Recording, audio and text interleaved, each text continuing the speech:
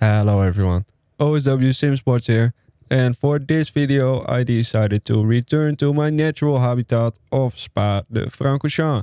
Now I thought this race would be one like any other race, without really any changing conditions, but boy oh boy was I wrong. And as a result, this would essentially be my first race where I would be driving in changeable conditions and where I would have to pit for wets. Also, I didn't have any real experience on wets. I did try it before the game officially came out, but that was on the different tire model. So yeah, in practice I didn't really have any information on what I was about to get into. So here we are at the race start. I kind of messed up my qualifying. I had a few more tens in me, but yeah, you know me, I do mess it up quite frequently in the qualifying.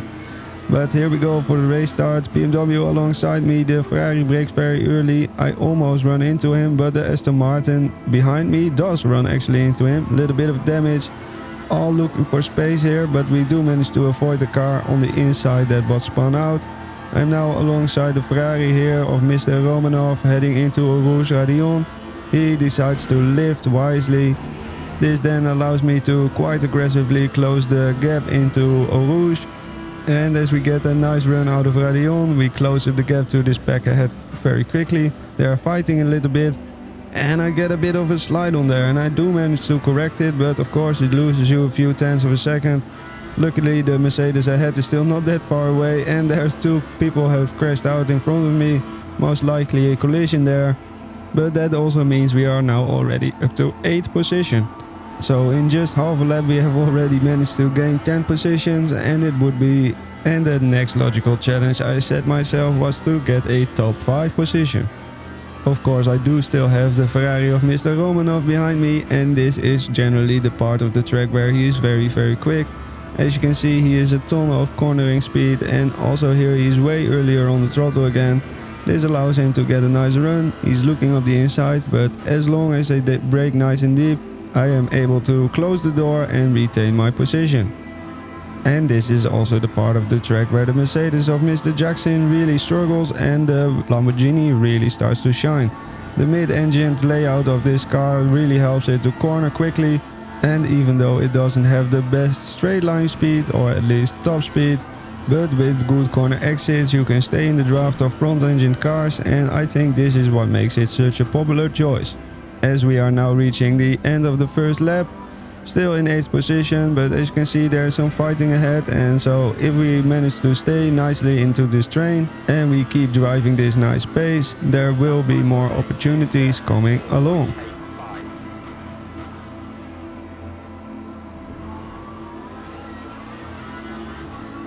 As we see some strange weather flickering in the background, I really hope they fix it for the next update. And this is also where the Mercedes really shines. It really shines at getting its traction down, and similar to the BMW, as long as it is able to get through the corner exits are insanely strong. As the McLaren of Mr. Nieminen is also only 1.2 or 1.3 seconds ahead, and so we should be on his tail shortly. And I am also starting to put a lot of pressure off the Mercedes of Mr. Jackson. And as you can see, he's struggling a little bit. He's going a little bit wider than he would have liked there too. And as long as we don't make any mistakes and just keep it clean, there will be an opportunity shortly. As I am already in P8 and there's still 31 minutes to go, I am absolutely not in a rush to get past this guy and cause any damage or ruckus or whatever. I just want to keep it clean, and if I can get past this guy, I will take my chance. But if I'm not able to, I will just stay in his slipstream and gain some time that way. And if you are paying attention to my driving, you can see basically that I'm constantly showing myself in his mirror. There, for example, I'm just showing to him that yeah, I could go down the inside if you make a mistake. But as long as he just keeps it clean, I am not able to do so. But here he gets a very bad run coming out of Stavelo and he is starting to signal to me, and I was like, okay, what do you want? And here he's signaling again, most likely like, okay, I'm just gonna let you go. And there was almost a little bit of contact there as we are going side by side coming into Blanchimont. But luckily we managed to survive, both of us, and yeah, not lose any time really. And now before the end of the second lap we are already in P7, so 11 positions gained. Let's see if we can close the gap to Mr. Niemeden ahead. Hello, I have returned to annoy you a little bit more. If you haven't already, please click on the like button, maybe leave a nice comment, and if you aren't subscribed, be sure to subscribe. Thank you very much.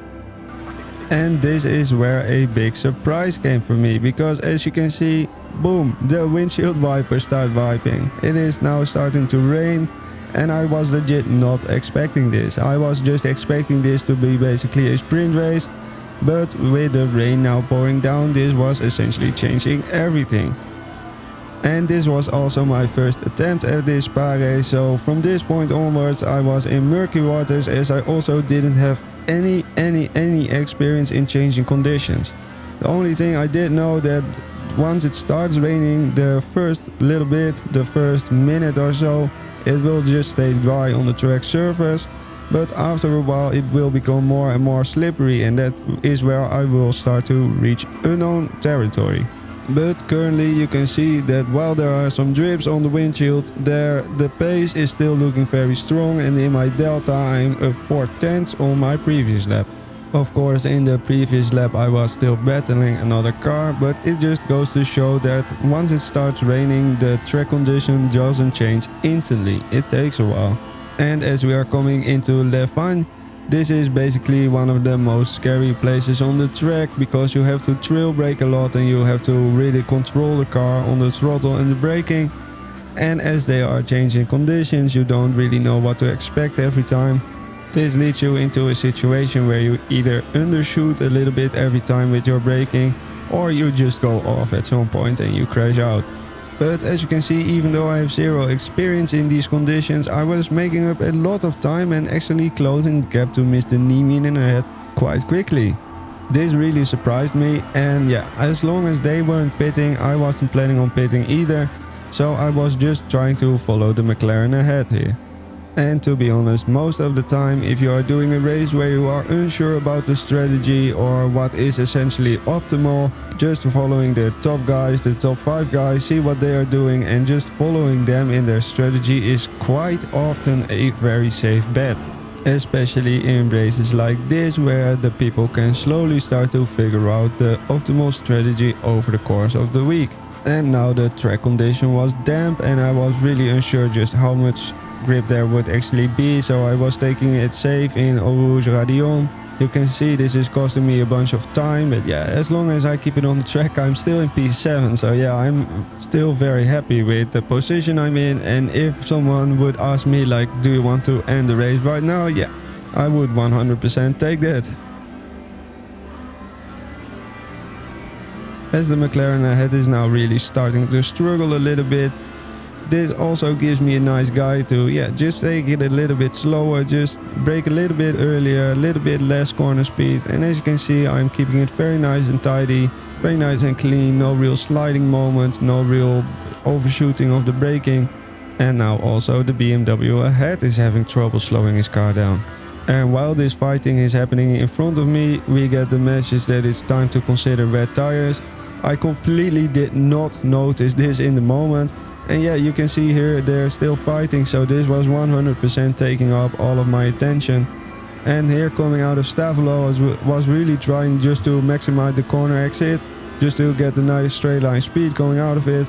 And as you can see ahead, the BMW is driving some weird lines, so I'm just lifting a little bit, giving a little bit of space so I don't have to lift coming into Blanchimont too much. This then gives me a very nice run coming out of Blanchimont. I have more speed than him. I send it down the inside, I brake way later than him. As the BMW in front goes off, I do actually make the corner. And behind me you can see the McLaren is pitting while the BMW in front is staying out. But as he messed up his corner, I have a ton more exit speed and I'm now alongside Mr. Singh. And I pass him basically on the main straight. We were now effectively in P6, I think. And as long as I am able to bring it back to the pit lane to change for wet tires, I should be more than good to go for the end of the race and maybe hunt down a top 5 position. As the BMW comes in there with way too much speed, he touches my bumper. And as you can see, it makes his car unstable and he just spins out. And I think he is able to catch the slide and return without too much damage. As you can see here in the delta, he does lose a little bit of time, but yeah, it's not that much, only 7 seconds. So yeah, all props to him for actually recovering that and being able to continue driving. But it also just goes to show just how treacherous these conditions are. You are constantly basically judging where the limit of grip is, and if you just underestimate it a little bit, or overestimate it a little bit rather, you are instantly into the wall. And while he did run into me while doing so, luckily the car was still feeling fine, just a little bit of rear bumper damage, but yeah, nothing major. Top speed was also still looking good. And from now on the focus was just about bringing it into the pits, and that is obviously when you start making mistakes, running deep a little bit, and once you run deep you are on the marbles, which now is like ice, and it goes from bad to worse. But it was getting more and more wet, it was now slightly wet, and as we were still on slick tires, it was becoming more and more difficult to get the power down, to turn it into the corner, to actually get it stopped. And so yeah, it was really becoming a struggle to actually make it to the pit lane. And while I should have been preparing my pit stop here, you can see I'm just basically fully focused on driving. And now this is the moment where I start to think about the pit.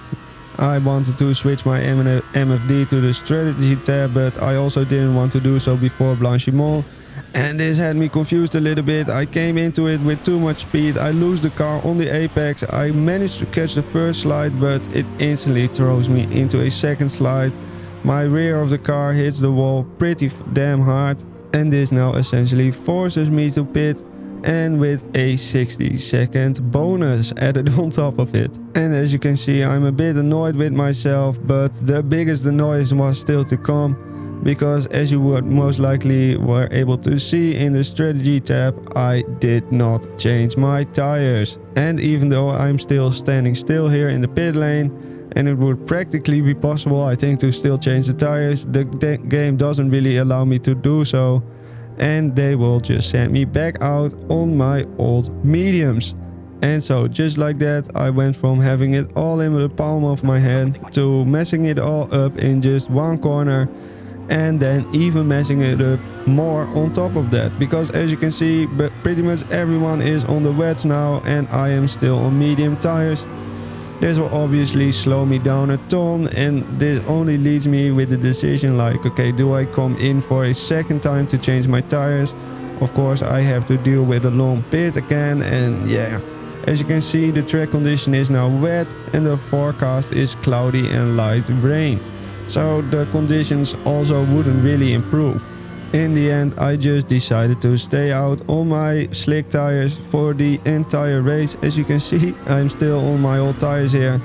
And while I do have a little bit of front bumper damage on the car, I didn't mess it up in the sense that I put it in the wall. And we now get relieved, 1 lap to go, as we are doing 2:40.3. So we are 17 seconds off the pace. And even though there is slowly starting to form a drying line, it would come way too late in the race to actually benefit from it. So not only did I mess up my race by crashing into the wall, I also messed up my race by being flustered and not having my strategy set up correctly. And once I was actually forced to pit, I was either too flustered or didn't have the time to actually change what needed to be changed, and yeah, that is what costed me basically everything. Because you can see ahead, those are the guys we should have been fighting with. They are now 1 lap ahead, and yeah, I was just moving over, giving them the space they needed. They were still fighting for a podium position while I was in P19 with essentially no one around me.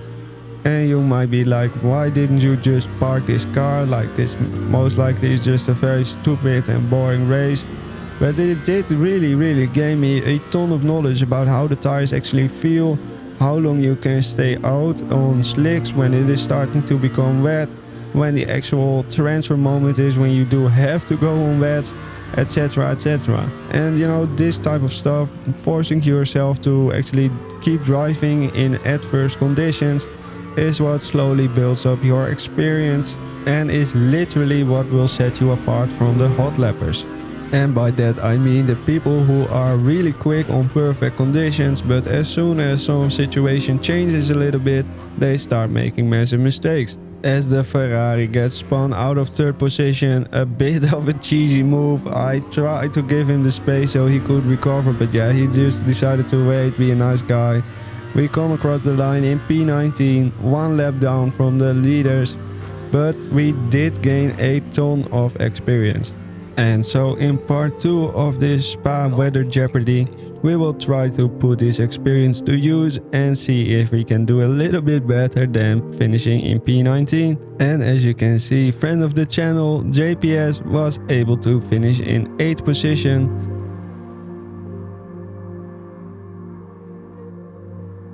If you enjoyed this video, you obviously know what to do.